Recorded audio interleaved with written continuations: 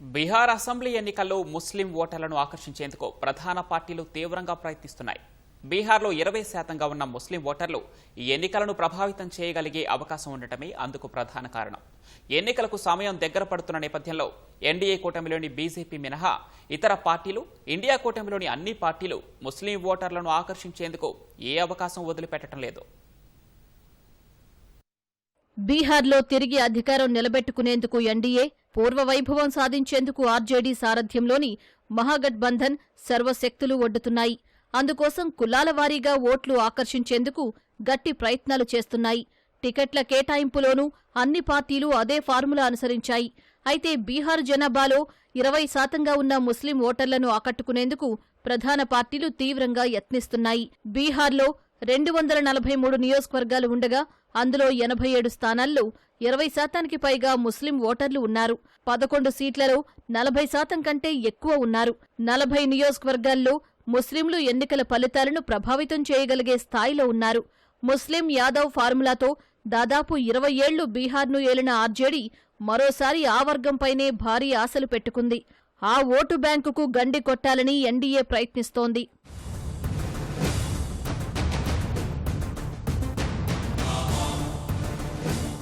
ముస్లిం ఓటర్లను ఆకర్షించేందుకు సీఎం నితీష్ కుమార్ ఆ వర్గం కోసం తమ ప్రభుత్వం చేపట్టిన పథకాలను విస్తృతంగా ప్రచారం చేస్తున్నారు. 8,000 శ్మశాన వాటికలకు ప్రహారీ గోడలను కట్టించినట్టు చెప్పారు. మైనారిటీల సంక్షేమం కోసం 2025-26లో 1,080 కోట్లను కేటాయించినట్లు ఆయన తెలిపారు. ఇది గతంతో పోలిస్తే 306 రెట్లు అధికమన్నారు. బీజేపీతో జట్టు కట్టిన నితీష్ ముస్లిం ఓట్లను ఏ మేరకు సాధిస్తారనేది ఆసక్తికరంగా మారింది. జేడీయూ ఈసారి ముస్లింలకు కేవలం 4 టికెట్లు మాత్రమే కేటాయించింది. ఎన్డీఏ మరో భాగస్వామి లోక్ జనశక్తి పార్టీ రామ్ విలాస్ పాస్వాన్ వర్గం అధినేత చిరాగ్ పాస్వాన్ ముస్లిం ఓటర్లను ఆకట్టుకునేందుకు తీవ్రంగా శ్రమిస్తున్నారు. 2005లో ఓ ముస్లింను ముఖ్యమంత్రి చేయడం కోసం తన తండ్రి పదవి త్యాగం చేసిన విషయాన్ని గుర్తు చేస్తున్నారు.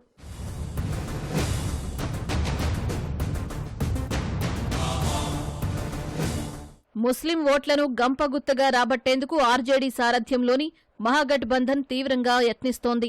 గతంలో ఉప ముఖ్యమంత్రిగా పనిచేసిన తేజస్వీ యాదవ్ ముస్లింలకు పెద్దగా చేసిందేమీ లేదనే విమర్శలు ఉన్నాయి. 20% ఉన్న ముస్లిం ఓట్లను రాబట్టేందుకు ఆ పార్టీ సర్వశక్తులు ఒడ్డుతోంది. తేజస్వీ యాదవ్ను ముఖ్యమంత్రి అభ్యర్థిగా, ముఖేష్ సాహ్నీని ఉప ముఖ్యమంత్రి అభ్యర్థిగా ప్రకటించిన కాంగ్రెస్ ముస్లిం ఓటర్లను ప్రసన్నం చేసుకునేందుకు ప్రయత్నిస్తోంది. మహాగఠబంధన్ అధికారంలోకి వస్తే ఆ వర్గానికి ఉప ముఖ్యమంత్రి పదవి ఇస్తామని హామీ ఇస్తోంది. మరోవైపు గత బీహార్ అసెంబ్లీ ఎన్నికల్లో అసదుద్దీన్ ఓవైసీ సారథ్యంలోని ఎంఐఎం సీమాంచల్లోని 5 సీట్లు గెలుచుకుంది. మరో 10 చోట్ల అతి తక్కువ తేడాతో ఓడిపోయింది. ఇది ఆర్జేడీ కాంగ్రెస్ కూటమిని భారీగా దెబ్బతీయటమే కాకుండా అధికారానికి దూరం చేసింది. ఈసారి ఎంఐఎం 25 చోట్ల పోటీ చేస్తోంది.